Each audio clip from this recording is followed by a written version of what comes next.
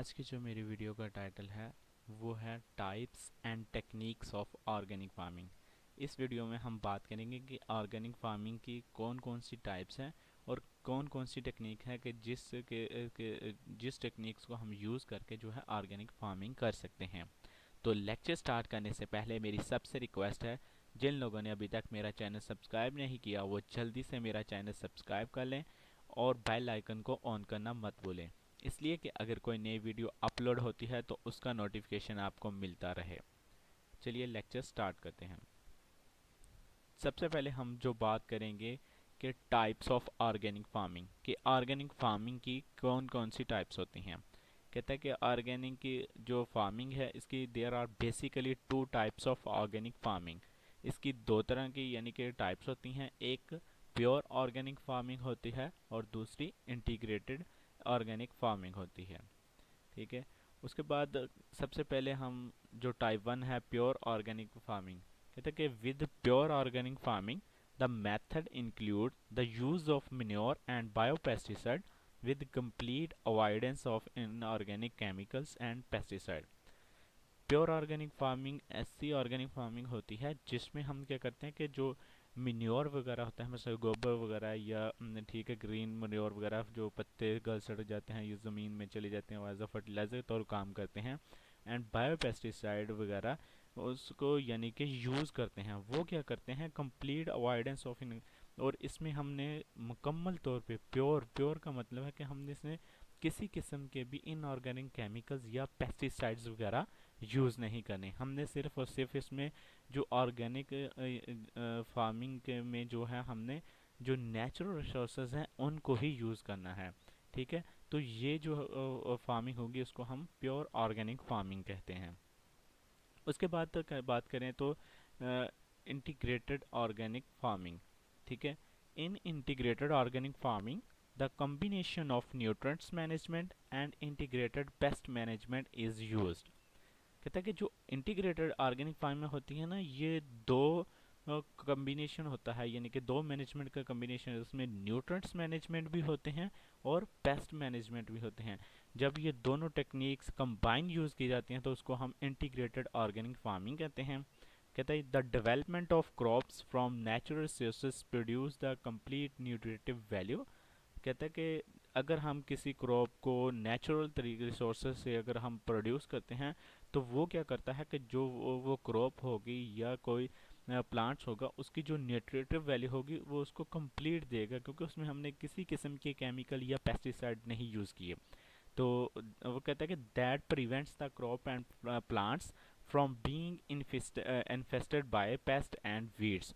तो जब उसके हमने नेचुरल सोर्सेज यूज़ किया तो उसकी जो न्यूट्रिटिव वैल्यू है वो कंप्लीट है, तो वो क्या करता है कि वो जो प्लांट या क्रॉप है वो क्या करती है जो पेस्ट एंड वीड्स वगैरह से इन्फेस्ट नहीं होते हैं। उसके बाद बात कर रहा है कि टेक्निक्स की। हम बात करेंगे कि जो ऑर्गेनिक फार्मिंग की इसकी टेक्निक्स कितनी हैं। कहता है कि there are four techniques used in our farm organically and these are crop rotation.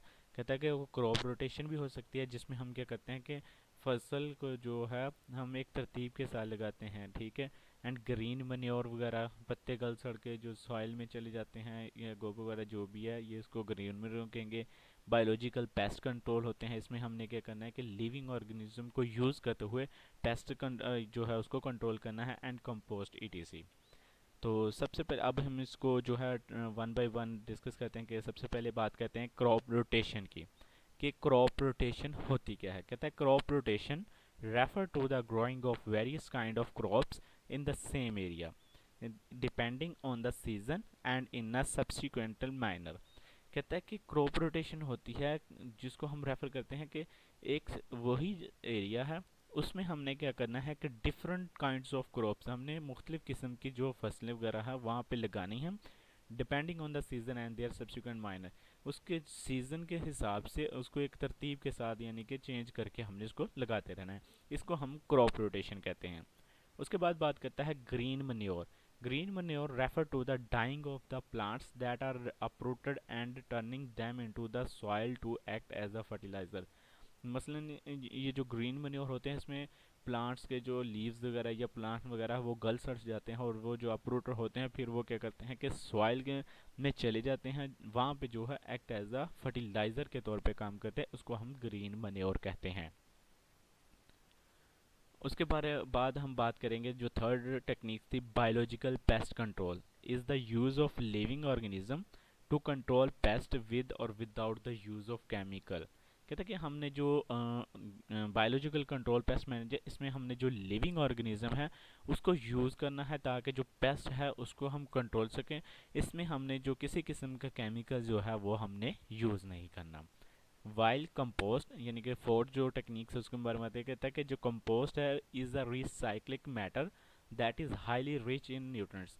ये जो कंपोस्ट होता है ये रिसाइकल मैटर होता है जिसमें हाईली न्यूट्रिएंट्स यानी कि न्यूट्रिएंट जो है काफ़ी वाफर मिकदार में पाए जाते हैं। It is use as a fertiliser, जिसको हम एज अ फर्टिलाइज़र यूज़ करते हैं इन द एग्रीकल्चर फार्म। जो एग्रीकल्चर के फार्म वगैरह है हम उसमें इसको एज अ यानी कि फर्टिलाइज़र के तौर पर इस्तेमाल करते हैं। उसके बाद बात करता है यूज़ एंड बेनिफिट्स। इसके थोड़े से यूज़ और बेनिफिट्स बता रहा है कि organic farming help sustain the environment and aids in the providing healthy food options to consumer. कहता है कि जो ऑर्गेनिक फार्म होती है वो एक तो एनवायरनमेंट को सस्टेन रखने में भी हेल्प करता है, और उसके अलावा जो कंज्यूमर है उनको हेल्दी फूड भी प्रोवाइड करता है। Since natural habitats are less threatened because of the non-use of pesticide and insecticide। कहते हैं कि जो नेचुरल हैबिटेट्स होते हैं वो लेस थ्रेटन, उसमें ख़तरा कम होता है क्योंकि उसमें जो हमने जो कोई भी पेस्टिसाइड या इंसेक्टिसाइड वगैरह नहीं यूज़ किया होता, इसलिए वो हार्मफुल का ज़्यादा हार्मफुल नहीं होते। और उसके बाद कहता है कि जो इन्वायरमेंटलिस्ट होते हैं, ठीक है, have been advocating the use of organic farming than the conventional method of farming. कहता है कि जो इन्वायरमेंटलिस्ट होते हैं जिनके पास इन्वायरमेंट के बारे में नॉलेज होता है, जो नॉलेज रखते हैं, उनका कहना है कि जो है हमें जो है ऑर्गेनिक फार्मिंग यूज़ करनी चाहिए as compare to convention method of farming जो कन्वेंशन मेथड है उसके अलावा हम जो ऑर्गेनिक फार्मिंग जो है उसको इस्तेमाल करना चाहिए। आज की अगर वीडियो आप लोगों को मेरी पसंद आई हो तो उसको लाइक और शेयर करना मत भूलिए। शुक्रिया।